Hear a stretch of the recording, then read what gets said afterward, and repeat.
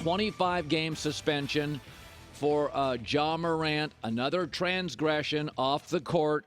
Adam Silver's quote, the potential for other young people to emulate Ja's conduct is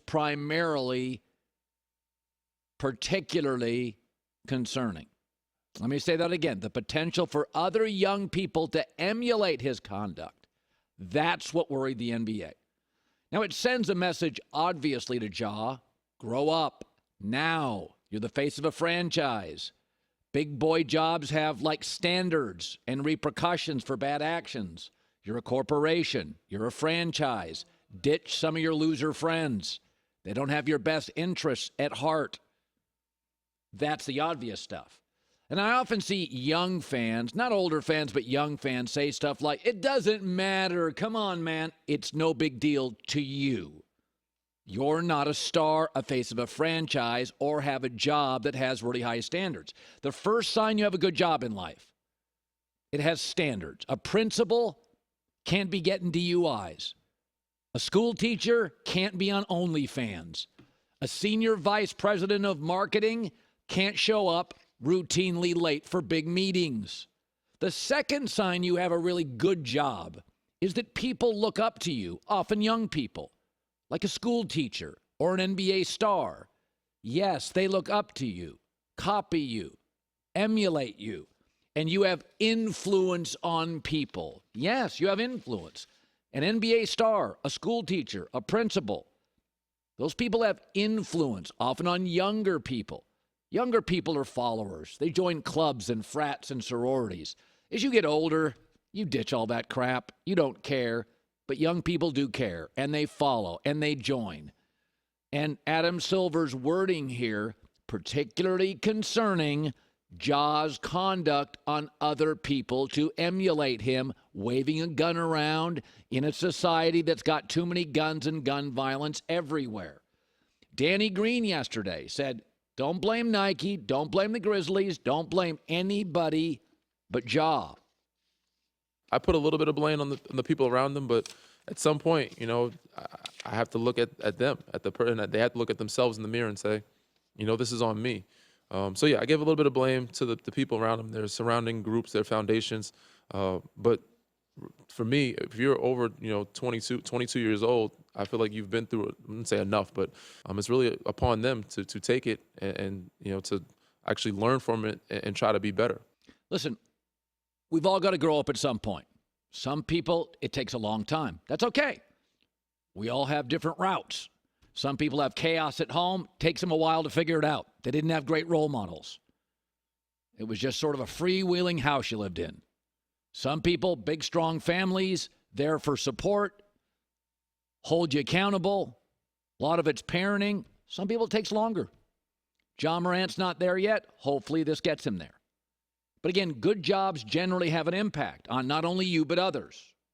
And Ja Morant right now has influence. And now it's time to finally embrace the responsibility of having that influence among the other great things the NBA furnishes you with. J-Mac, Ja Morant. You know this as a father. I really know it as a father, that this is physiologically true. Maybe that's the wrong word. Is that girls mature faster than boys. 100%. Yeah. So that's not an opinion. Girls mature faster than boys. And among boys, just boys, some boys mature much faster than other boys. My son's had friends. My stepkids have had friends. And, they're just not there yet, and they make bad decisions. So it's like, as a parent, I've always sort of baked in the boys are going to make more mistakes. Very lucky. Yeah. I have a son, 2 stepsons. Their mistakes were mostly 13 years old, 14 years old. By 16, 17, doing the right stuff. Ja Morant, hopefully this is a wake-up call, but some of these guys come into the league. Steph Curry's dad was a pro athlete. He understood the responsibility. He understood the pressure. Like Steph Curry came in, not a lot of missteps, but he also had a dad who played in the league, could explain to him the travel, the responsibility, the rigidity of the league. There's certain things asked. So a lot I've said before is it's not all Ja. Like we're all products of our environment. And it's quite possible, though I'm not saying it's certain, it's quite possible that the moments leading up to this for Ja were problematic. There were obstacles. He couldn't overcome them by himself. But I do think it's a wake-up call. It's necessary, and 25 games feels reasonable to me. Yeah, I totally agree. I wonder what this will do to Memphis. Like, remember, they're losing Dylan Brooks. That's a lot of change in this team, and we don't know how Ja's going to bounce back from this, Colin. I mean, are you certain he's going to be fine? Like, this is strike two, if you will. Think he's learned any lessons here? I mean, I don't know him personally, but... Well, he's got an off season. Remember, the first time he had an 8-game suspension, then he did it again. Now he's got an entire off season to think about it. And by the way, there'll be some money lost. There'll be some awards lost. You've got a lot of off season to think about. If the sponsors don't bail, does he go around thinking, 25 games, I'll be fine? Because, what's happening? He's in a small town there, Memphis has to kind of kiss his butt a little bit to keep him, right? You're in these small markets. You can't lose a superstar like this. Can you? I don't know. You think Memphis has ever been this much of a contender? I think a player like Ja Morant is wildly attractive to big, desperate markets, and there are a lot of Chicagos and DCs in the league that need some juice. And a team like Memphis, look at Oklahoma City. You'd think they were desperate. Moved off of KD, moved off of Harden, moved off of Westbrook. Everybody thinks, Oklahoma City, small market. By the way, what team in the league has more draft picks than Oklahoma City? And they've got an all-NBA level player. So Oklahoma City never showed any desperation. I don't think the idea that Memphis is desperate, this idea that small markets are desperate, I don't buy that. Wait a second. Big markets have their own desperation, meaning expectations, media, get us a star. I mean, I used to live in Connecticut. I would listen to WFAN radio. Oh, geez. And listening to them bang on teams that had made the playoffs the year before. We need another star receiver. Green Bay got 2 Super Bowls. That's it with Favre and Rodgers. Yeah. There was no sense of desperation. You could slowly build an offensive line. So this idea that Memphis is desperate to keep Ja, if I don't think they are. I think you're going to find there's a lot of big markets that are desperate. Chicago's a highly competitive market. They need to get some juice in that franchise. So OKC had the big stars, KD and Westbrook and Harden, and they trade Harden, and then slowly start to dissipate. And I mean, when was the last time they made a playoff series, Colin? Well, they made it a couple years ago, didn't they? With Chris Paul, didn't they make the playoffs? I don't think they won a round though, like Lou Dort and company. Yeah, but it's like you don't think they're desperate to get back to where they were with KD. And I don't think small markets are desperate because I don't think they face the pressure of the big cities. Right. I've seen the Lakers take big swings on Russell Westbrook that felt desperate. I never see OKC do desperate things. Yeah, there's the idea that like the big market teams, the Lakers, Nick, they cannot rebuild. The fans won't be patient for 6 years of the OKC. I mean, I remember when the Yankees had Aaron Judge and they went and bought Giancarlo Stanton. And I'm like, you've got Aaron Judge. Right. He's a cheaper, better version of Giancarlo Stanton. Yeah. Why are you doing that? Because they had the money. Like, I thought that was a bad move. It's like, you've got that. That's not what you need. You don't need to duplicate that and spend a fortune. Judge is a better, cheaper version of that. Yeah. I don't think you would do that in a medium-sized, smaller market.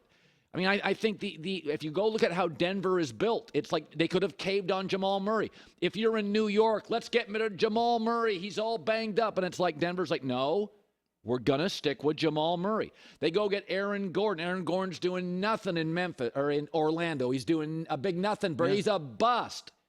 Yet they brought him in, had a plan, believed in it. The media didn't crush him for that in Denver. Yeah. You're allowed to have a plan and patiently execute it. And in these big cities, if you make a mistake, you get crushed. Yeah. Because there's so, I mean, you go to Philadelphia, WIP, New York, WFAN, WEEI in Boston. They'll spend months ripping GMs. The owner hears it. The coaches hear it. There's a lot of... It's a powder keg. It's a 4-alarm blaze every morning. Yeah. I don't think you face that. I mean, if you go look at how Denver built, you put that in a big city, Malone lost that city. You got to get rid of Malone. Yeah. And Stan Kroenke's like, take your time. I mean, and the other thing is, you do things you would do, like when the Rams basically got rid of first-round picks to get Stafford because they were in a city, highly competitive Los Angeles, the new stadium, cost overruns. They went all in for a Super Bowl and sort of gave up some of their future. I also think that can work. But right now they're reeling in their own division trying to get back and get draft picks. Yeah. So you have more money Stan Kroenke makes a lot of money at SoFi Stadium, so you can just guaranteed money, early money. But there's just as many pratfalls to big markets as there are. I mean, I've talked to a lot of pro athletes. You'd be shocked how few want to play in New York. Yeah. The taxes, the weather, the pressure. Yeah. It's amazing how many guys want to play in Phoenix. Yeah, you miss a game-ending shot, and there's 20 reporters at your locker, and you're all over the radio and TV next day. I don't think that's happening in Denver. No. I just don't think it is. I mean, I've talked to multiple baseball players, and they're like, they love Milwaukee.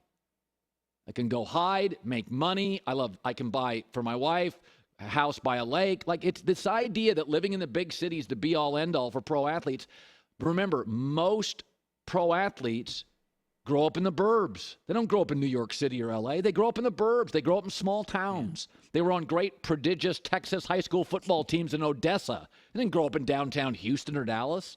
I just think there's so much value to medium-sized cities and small towns in America, and I think a lot of pro athletes come from there, and they want to land there. Most guys are loyal in this league. Damian Lillard and Bradley Beal are not alone. LeBron's an outlier. He's bouncing around all over the place. But D-Wade didn't want to leave. Giannis doesn't want to leave. Jokic doesn't want to leave. Jamal Murray don't want to leave. Devin Booker don't want to leave. Dame doesn't want to leave. Most guys don't want to leave. Yeah. They want to be just, you go do the New York thing. Dame Lillard, Weber State, Portland, couldn't be happier. I think that's most athletes. Yeah. You know?